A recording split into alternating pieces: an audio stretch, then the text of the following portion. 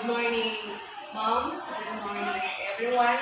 So, my topic is all about the code of conduct and ethical standards for public officials. So, declarations of policy. So, public officials and employees shall at all times be accountable to the people and shall discharge their duties with utmost. So, yan kasaad yan sa Republic Act 6713 na walang exceed that walang pinipili nila. So, whether ECQ or kikapoy man or whatsoever na mga job na kanugin mo, so you must to be accountable. So, ang trabaho ko no ng public officials must have responsibility, as responsible, integrity, competence, loyalty, act with patriotism and justice, pagkamakabayan, patriotism, justice, justisya, lead modest lives, uphold public interest over personal interest. Kumbaga, unang ang kaugali, unang ang kibali, huwag mo unahin ang kaugaling galing na interest. So, you must to first do your kibali, trabaho mo, unang ang trabaho mo, then sa kan personal na interest. Then, kung sa man daw ng public officials, public office, frequently used to refer to the right, authority, and duty created and confirmed by the law, by which, for a given period, either fixed by law or enjoying at the pleasure of creative powers. Kumbaga, hindi mawawala ang obligation. So, there is always an obligation in the public office.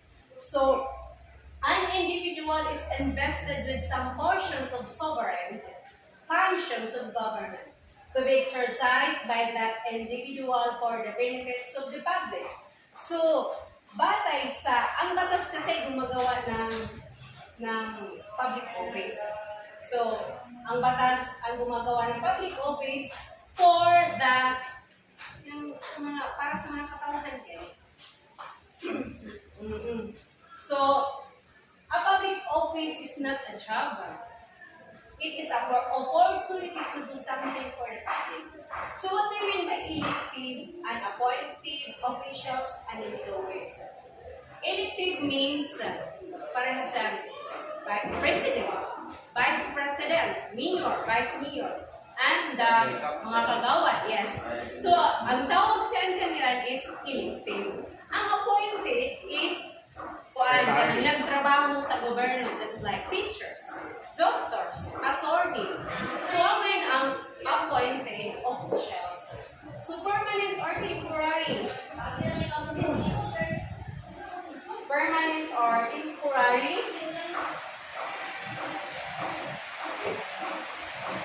Permanent or temporary, whether in a career or non-career. For example, sila man ay pinapasweldo o hindi pinapasweldo, sila gihapon matawag na public officials. So, yakasaad yan sa Section 3, Paragraph B, Republic Act 6313 na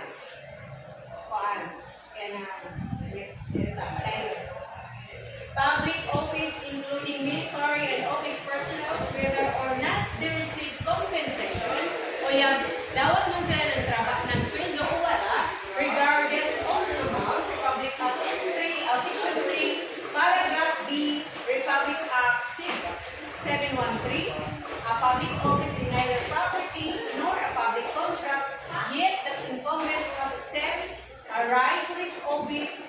If that right is to be taken away by the statute, the term should be clear. So, kintahay no, if ikaw ay trabaho sa public office or sa opisina, if someone na maglawas sa kanmo na you are tanggalin, so you have the right to reason na nga natanggalin. There is a valid reason na nga na tanggalin ka in that particular job. So, ang tawag siya na public office being personal, sometimes the public office is medyo sensitive kay mga kuan sa kanyan yan medyo yang tawag siyang yung suya-suya parang yung anak. The death or public office terminates his right to occupy the contested office and extinguishes his counterclaim for damages. His widow or heirs will be subject to in the counterclaim suit. For example, if si mayor mapatay, so dili pwede ng asawa may puli because dili pwede dapat inactive kayo or kibaliyan ari gali kuan parang ari knowledge ari katigamanaan o dili pwede na ang asawa ni mayor ang ipuli kay it is personal naman na siya dili naman na siya kung kuan mas our the interest there ang mga parang yung anak dapat gyud is ang ipuli yang gadipindi sa yang depende sa kung sino gusto din ng dili ko yung asawa for the wedding. So sa mga norms of conduct of public officials,